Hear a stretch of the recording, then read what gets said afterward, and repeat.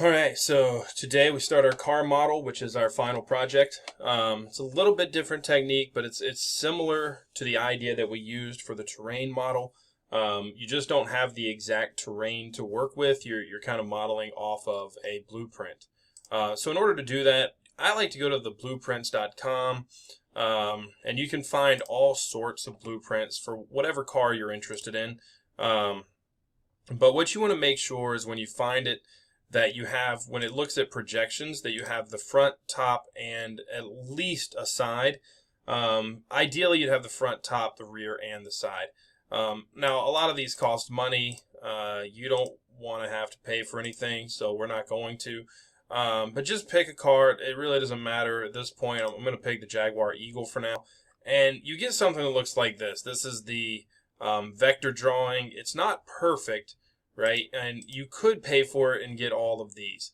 But instead, what we're going to do is we're actually going to zoom in, holding control and then our mouse wheel. And that'll scroll in, and then we can... some people would like to save the image, but it's going to be a little bit small and grainy. I like to open up something called the snipping tool. The snipping tool is a feature in Windows, and you just literally can open up snipping tool, and then what that lets you do is you click on new, and then you can drag a box around the thing that you want to snip. So in this case, now I've drawn a snip around this car, and I can save that snip as, I'm going to save it as car 2. I can save that snip, and now when I eventually come into Blender, and I'm going to bring Blender over here and just go through the process of getting this car snip into Blender. So right now I have my other car, and it's just going to look like this, and that's good enough for what we're going to do today. But what we're going to do is go in, we're going to add a new object, a new plane. We're going to scale this up, and right now we're just going to scale it kind of as a square. We'll have to adjust that once we get the material to it. So with your plane selected, I want you to come over and just add a new material. And then you're going to come to the shading tab. So you may have been on layout, but you're going to come to the shading tab, and you see your, I guess your shader down here. Oh, and I've crashed it. Alright, so I've brought it back. It was kind of hard to see. It was so small. So I've zoomed in a little bit. What we're going to do is we're just going to add a texture, an image texture. And I'm going to click it over here to the side. We're going to open one and go to wherever you saved it. Again, I saved mine into car model. And I'm going to open car 02. And then I'm going to drag and attach the color to the base color. And when you do that, you'll notice that now you have a car image. And you need to scale it a little bit to get the proportions right. And your portions might not be exact in this, but that's okay. This isn't perfect. We're just learning the process here. So you're going to end up with a car. And then you can go back to modeling if you want. And now you have a layer, or I guess a plane, with your car model on it. Now I'm going to work with this car here. You're welcome to work with whatever car that you want, whatever car you download and bring in. But that's the process of getting a car in. So you go to the blueprints.com.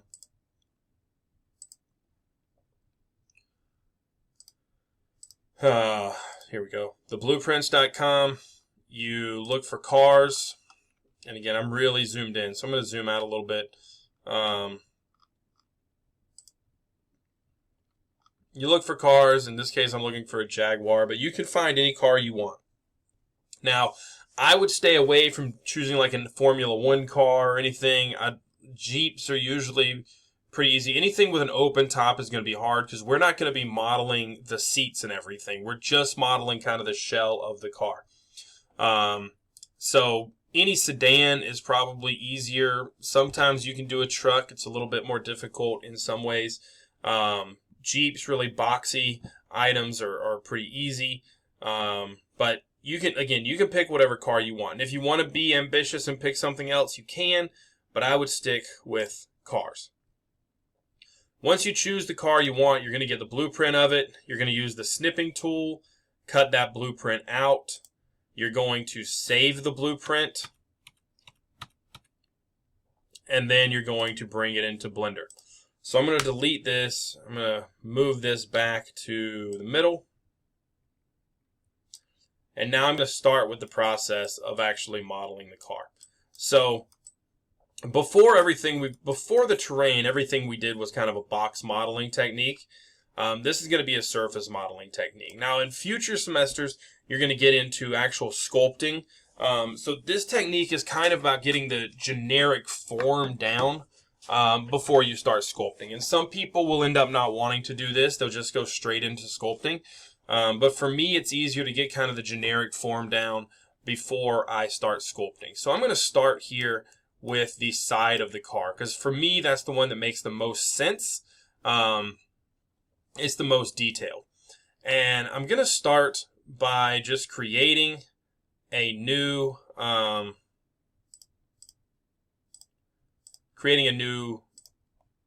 plane. Now, by default, I can see through this plane right now because it's kind of lined up with the car, so I can see the edges even though I can't see the actual plane. And that's okay with me.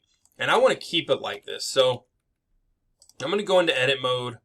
And even as I select the plane, the vertexes, which exist somewhere, go back into object mode.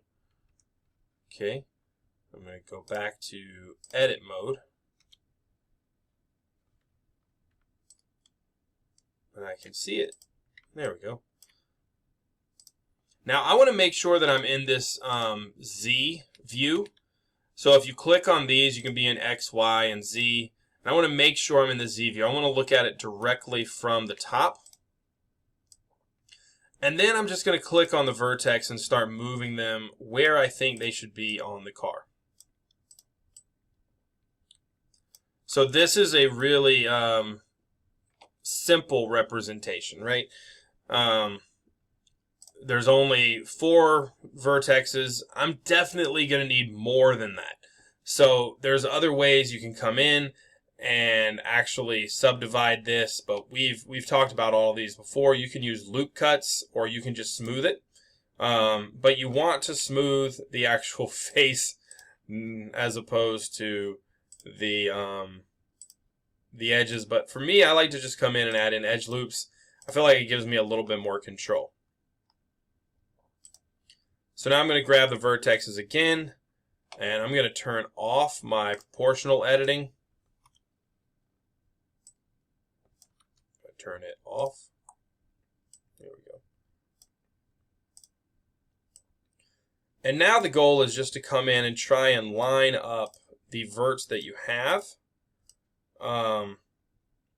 with the elements that are necessary on the car. So now I have this extra face here. Easy. I'm just going to delete that face. And now I start to have the shape of the car. And I'm going to come back in and do the same thing just with the top of the car here. And a lot of this is going to be really subtle movements, just trying to get, the generic shape of the car down. And this is easier to do if you're on a full screen. If you zoom in too much, you'll lose the vertexes. You know, if you turn it to wireframe, you can see them, but then you can't see the car. So there's kind of a catch-22 there. But the idea is to get the vertexes lined up on the car exactly where they're supposed to go. So if I were to come in and grab my object now and move it up, right? So now I can start to see that I'm getting the shape of the car. I need some more vertexes to come in and actually match this design. So I'm going to go back to edit mode. And I'm going to keep moving these around.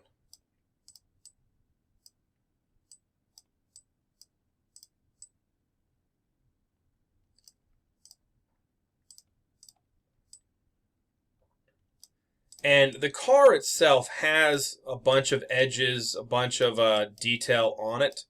So what I want to do is try and figure out how to work with that. Now, you'll notice if I'm working in a perspective view and I'm just moving these around, they could end up higher or lower. I don't want that, right? I want to make sure, so I've messed that up.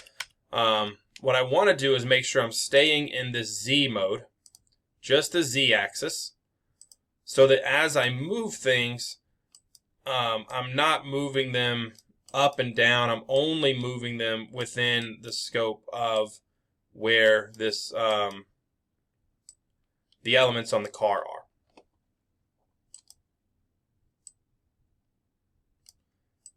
And again, you're going to always need more vertexes. There's a way here, or an idea here, where you're always going to have to be deciding what is too much and what is not enough as far as vertexes go.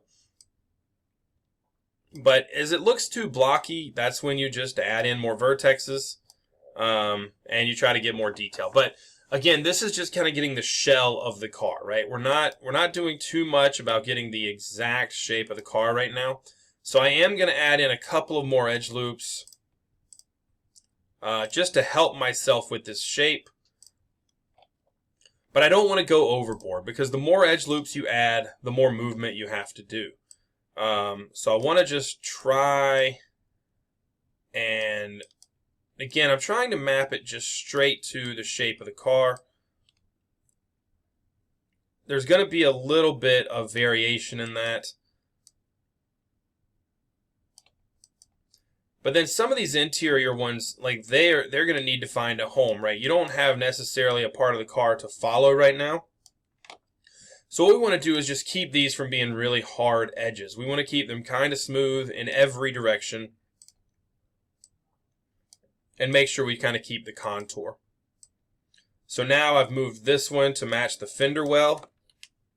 I'm going to move its friend right here over as well, just to kind of keep that contour going. Same thing with these two. And this shape here is going to be kind of the front edge of the door. So I'm going to kind of move that to, again, follow along with that contour there. And it's not going to be exact, but the general idea is that we're going to get close. Or at least that's the hope. And if you see something that just doesn't make sense, like these all seem to be really close together, I'm going to start to kind of spread them out a little bit.